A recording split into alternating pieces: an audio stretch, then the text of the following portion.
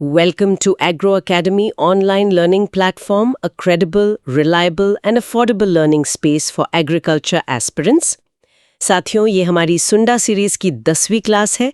इसके पहले की सभी क्लास प्लेलिस्ट से जरूर देखें और क्लास की पीडीएफ को एग्रो अकेडमी के वेब पोर्टल से डाउनलोड कर लें. And the students, please present in daily classes. These crops are very important for your upcoming all the agri exams. So complete the class and share with your friends also. अब class में आगे बढ़ते हैं. आज हम भारत की 3 बहुत ही जरूरी फसलों पर गहराई से बात करेंगे. जी, एक जो हमें मीठी सी ऊर्जा देती है, गन्ना, और 2 जो प्रोटीन का पावर हाउस है, चना और अरहर. हम इनके हर पहलू को समझेंगे, खासकर वो जो एग्जाम के लिए बहुत जरूरी हैं. बिल्कुल. तो शुरुआत गन्ने से करते हैं, जो सिर्फ एक फसल नहीं बल्कि हमारी पूरी एग्रो इंडस्ट्री की रीढ़ है. चलिए, तो सबसे पहले कुछ बुनियादी बातें. The botanical name of sugarcane is Saccharum officinarum, यानी गन्ने का वानस्पतिक नाम Saccharum officinarum है. ये तो खैर सबको पता होगा. हाँ, ये काफी कॉमन है, पर ये किस तरह की फसल है ये जानना ज्यादा जरूरी है. It's a tropical crop. Tropical मतलब इसे गर्मी और नमी ज्यादा पसंद है. एकदम सही. और यही वजह है कि the best reason for sugarcane yield in India is South India. Bharat में गन्ने की सबसे अच्छी पैदावार दक्षिण भारत में होती है, क्योंकि वहां का मौसम इसके लिए परफेक्ट है. अच्छा, और इसका ओरिजिन मतलब ये फसल आई कहां से है? The origin of sugarcane is New Guinea. इसकी उत्पत्ति न्यू गिनी से मानी जाती है. और एक और सवाल जो बहुत आता है, इसके पुष्पक्रम मतलब इन्फ्लोरेसेंस के बारे में. हाँ, the inflorescence of sugarcane is called an arrow. उसे एरो कहते हैं क्योंकि वो बिल्कुल तीर जैसा दिखता है. ये चारों पॉइंट्स मतलब बोटैनिकल नाम, प्रकृति, उत्पत्ति और पुष्पक्रम एएफओ और एएओ जैसे एग्जाम्स में सीधे एमसीक्यू बनते हैं. तो इस टेबल का रिकैप है: वानस्पतिक नाम सैकरम ऑफिशिनेरम, उष्णकटिबंधीय फसल, उत्पत्ति न्यू गिनी और पुष्पक्रम एरो. एग्जाम में याद रखना, गन्ना ऑफिस में नहीं खेत में उगता है, इसलिए ऑफिशिनेरम. बहुत बढ़िया. अब जरा इसके वर्गीकरण को समझते हैं, जहां से अक्सर स्टूडेंट्स को कंफ्यूजन होता है. हाँ, इसकी कई प्रजातियां हैं ना, कुछ जंगली, कुछ खेती वाली. इसे जरा आसान बनाइए. जरूर. देखिए, खेती की जाने वाली प्रजातियों में सबसे जरूरी है सैकरम ऑफिशिनेरम, जिसे नोबल केन भी कहते हैं. Noble cane. इसे नोबल क्यों कहते हैं? क्योंकि it's key features are a thick juicy stalk with low fibre. मतलब इसका तना मोटा, रसदार और फाइबर कम होता है. क्वालिटी में बेस्ट है. इसका क्रोमोसोम नंबर है 2n = 80. अच्छा, तो ये मीठा और रसदार है, लेकिन जो अपनी भारतीय किस्म है सैकरम बारबेरी, वो कैसी है? बढ़िया सवाल. सैकरम बारबेरी, जिसे इंडियन केन कहते हैं, वो थोड़ी अलग है. It has low sucrose, high fibre and a short stalk. Oh, तो इसमें चीनी कम और फाइबर ज्यादा होता है. हाँ, पर इसकी खासियत है कि ये उत्तर भारत के कठोर मौसम को झेल सकती है. इसका क्रोमोसोम नंबर 2n = 82 से 124 तक होता है. ऑप्शन में यही गलती करवाते हैं. ये रेंज याद रखना जरूरी है. और एक तीसरी भी है शायद, चाइनीज केन. जी, सैकरम साइनेंसिस. इसमें मीडियम सुक्रोज और लंबा पतला तना होता है.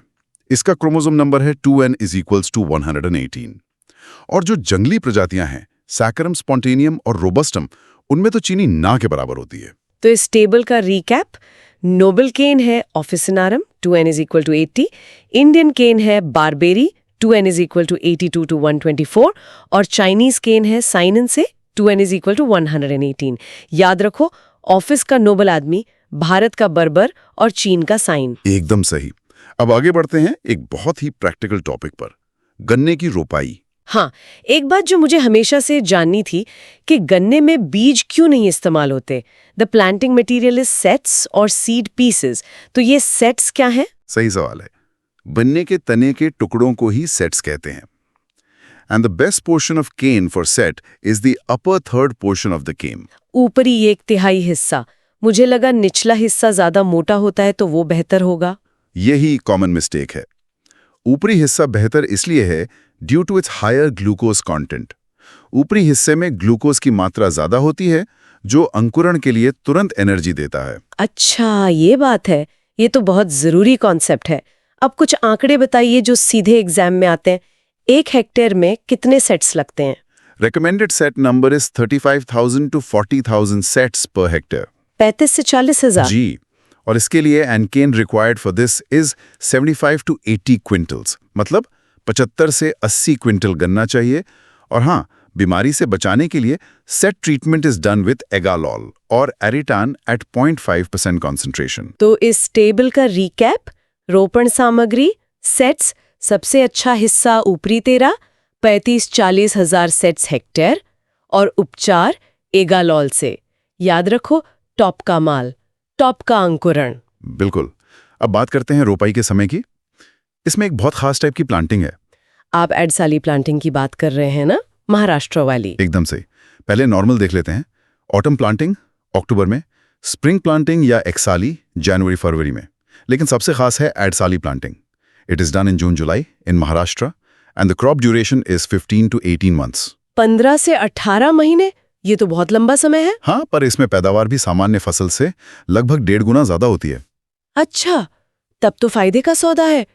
और वो ट्रेंच मेथड क्या है? Trench method it is used in tall cane areas to prevent lodging. जहां गन्ना बहुत लंबा होता है, उसे तेज हवा से गिरने से बचाने के लिए खाई बनाकर उसमें लगाते हैं। समझ गए। तो इस टेबल का रिकैप: अड़साली जून जुलाई महाराष्ट्र में, 18 महीने की फसल, और खाई विधि गिरने से बचाती है। याद रखो, साली आए जून जुलाई में, 18 महीने रुकी। चलिए, अब उस चीज पे आते हैं जो गन्ने को सबसे ज्यादा चाहिए, पोषक तत्व। Sugarcane is a heavy feeder crop. इसे बहुत खाद चाहिए। तो इसका रेकमेंडेड फर्टिलाइजर डोज क्या है? जनरल रिकमेंडेशन है इन 120 to 150 kg, P 80 kg and K 60 kg per hectare. लेकिन यहाँ एक कंसेप्चुअल सवाल है, पकने के समय नाइट्रोजन देने से क्या होता है? बढ़त ज्यादा होगी शायद। बढ़त तो होगी, लेकिन it decreases the sucrose content. पौधा सारी एनर्जी पत्तियां बढ़ाने में लगा देगा, चीनी नहीं बनाएगा, तो सुक्रोज कम हो जाएगा। ओह, ये तो नुकसान हो गया। और राटून क्रॉप यानी पेड़ी की फसल का क्या? Ratoon crop nitrogen requirement is 20% more than the planted crop. पेड़ी की फसल को 20% ज्यादा नाइट्रोजन चाहिए होती है, क्योंकि उसे पुरानी जड़ों से दोबारा उगना होता है। अच्छा, इस टेबल का रिकैप: NPK 120, 150, 80, 60। पेड़ी में 20% ज्यादा नाइट्रोजन, और पकते समय नाइट्रोजन देने से सुक्रोज कम होता है। याद रखो, पेड़ी को चाहिए ज्यादा प्रोटीन। अब बात करते हैं सिंचाई की। गन्ने में कुछ अवस्थाएं होती हैं जब पानी देना सबसे ज्यादा जरूरी होता है। हाँ, ये क्रिटिकल इरिगेशन स्टेज वाला सवाल, ये तो हर एग्जाम में आता है। गन्ने के लिए वो कौन सी अवस्था है? गन्ने की 4 मुख्य अवस्थाएं हैं: जर्मिनेशन, फॉर्मेटिव, ग्रैंड ग्रोथ और मैच्योरिटी। इनमें से the most critical stage for irrigation is the formative stage. Formative stage मतलब 60 से 130 दिन वाली अवस्था। बिल्कुल, जब कल्ले फूट रहे होते हैं। इस समय पानी की कमी से सबसे ज्यादा नुकसान होता है। और ये ब्लाइंड होइंग क्या चीज है? नाम बड़ा अजीब है। ब्लाइंड होइंग का मतलब है hoeing after planting but before germination, यानी रुपाई के बाद और अंकुरण से पहले ही निराई गुड़ाई कर देना, ताकि खरपतवार उग ही ना पाए। इसे अंधी गुड़ाई भी कहते हैं। अच्छा, और पेड़ी की फसल कितनी बार लेनी चाहिए? आर्थिक रूप से only 1 ratoon crop is considered economical. एक से ज्यादा पेड़ी लेने पर पैदावार बहुत घट जाती है। तो इस टेबल का रिकैप: सबसे महत्वपूर्ण सिंचाई अवस्था है फॉर्मेटिव स्टेज, ब्लाइंड होइंग मतलब अंधी गुड़ाई, और एक पेड़ ही फायदेमंद है। याद रखो, फॉर्म बनाओ, पानी पिलाओ। बहुत अच्छे। फसल अब लगभग तैयार है। अब बात करते हैं पकने की। क्या गन्ने को आर्टिफिशियली भी पकाया जा सकता है? हाँ बिल्कुल। The chemical use for artificial ripening is Polaris और ग्लाइफोसाइन। ये पौधे की बढ़त रोककर सुक्रोज को इकट्ठा करने में मदद करता है। अच्छा, और ज्यादा गर्मी का क्या असर होता है? Effect of high temperature. ज्यादा तापमान सुक्रोज को वापस ग्लूकोज और फ्रुक्टोज में तोड़ देता है, जिससे चीनी की रिकवरी कम हो जाती है। तो फिर पता कैसे चलेगा कि गन्ना कटाई के लिए तैयार है? इसका मेन मैच्योरिटी इंडिकेटर है ब्रिक्स वैल्यू, जो 16 से 18% होनी चाहिए। इसे ब्रिक्स रिफ्रैक्टोमीटर से नापते हैं। और एक टर्म है क्रॉप लॉगिंग। ये किसने दिया था? ये नाम बहुत पूछा जाता है। The crop logging concept was developed by H.K.F. Clemens. ये पत्तियों का एनालिसिस करके पोषक तत्वों का पता लगाने की तकनीक है। तो इस टेबल का रिकैप: कृत्रिम पकाने के लिए पोलारिस, परिपक्वता 16-18% ब्रिक्स पर, और क्रॉप लॉगिंग क्लेमेंस ने दिया। याद रखो, क्लेमेंट ने लॉग बनाया। और अंत में गन्ने के उप उत्पाद रोग और कीट। गन्ने का तो कोई भी हिस्सा बेकार नहीं जाता है ना? सही कहा। बाय प्रोडक्ट्स में बगासे यानी खोई से कागज और ईंधन बनता है। मोलासिस यानी शीरे से शराब बनती है। प्रेस मड मिट्टी सुधारने के काम आता है। और गैसोहॉल जो 80% पेट्रोल और 20% अल्कोहल का मिश्रण है। रोगों में सबसे खतरनाक कौन सा है? सबसे प्रमुख बीमारी है रेड रॉट, जो कोलेट्रोट्राइकम फेल्काटम नाम की फंगस से होती है। गन्ने के बीच में लाल धारियां और शराब जैसी गंध इसकी पहचान है। और कीटों में? कीटों में पिरेला बहुत नुकसान करते हैं और इसका बायोलॉजिकल कंट्रोल एजेंट है एपीपायरोप्स पैरासिटॉइड। ये दोनों नाम रेड रॉट का कारक और पायरेला का परजीवी एग्जाम के लिए बहुत जरूरी हैं। तो इस टेबल का रिकैप: खोई से कागज, शीरे से शराब, रेड रॉट रोग, पायरेला कीट, याद रखो लाल सड़ा, कीड़ा उड़ा। एग्रोकेडमी ने IBPS AFO फाउंडेशन बैच आपकी तैयारी को नेक्स्ट लेवल पहुंचा सकता है। With complete concept clarity, competition से आगे रहने के लिए अभी ज्वाइन करें। डिटेल्स टेलीग्राम पर देखें। चलिए लेक्चर कंटिन्यू करते हैं। तो ये थी गन्ने की पूरी कहानी। अब हम उस फसल की ओर बढ़ते हैं जिसे दालों का राजा कहा जाता है, चना। बिल्कुल, ग्राम या चिकपी, जिसका बोटानिकल नेम है साइसर एरेटिनम। इसकी फैमिली है फैबेसी। लेकिन सबसे जरूरी आंकड़ा है इसका protein content, which is 21%। 21% protein. ये तो सीधे सीधे एक सवाल बन गया। भारत तो इसका सबसे बड़ा उत्पादक भी है ना? हाँ, इसका ओरिजिन है अफगानिस्तान, लेकिन भारत इसका लार्जेस्ट प्रोड्यूसर है। दुनिया का लगभग 70% चना हम ही उगाते हैं।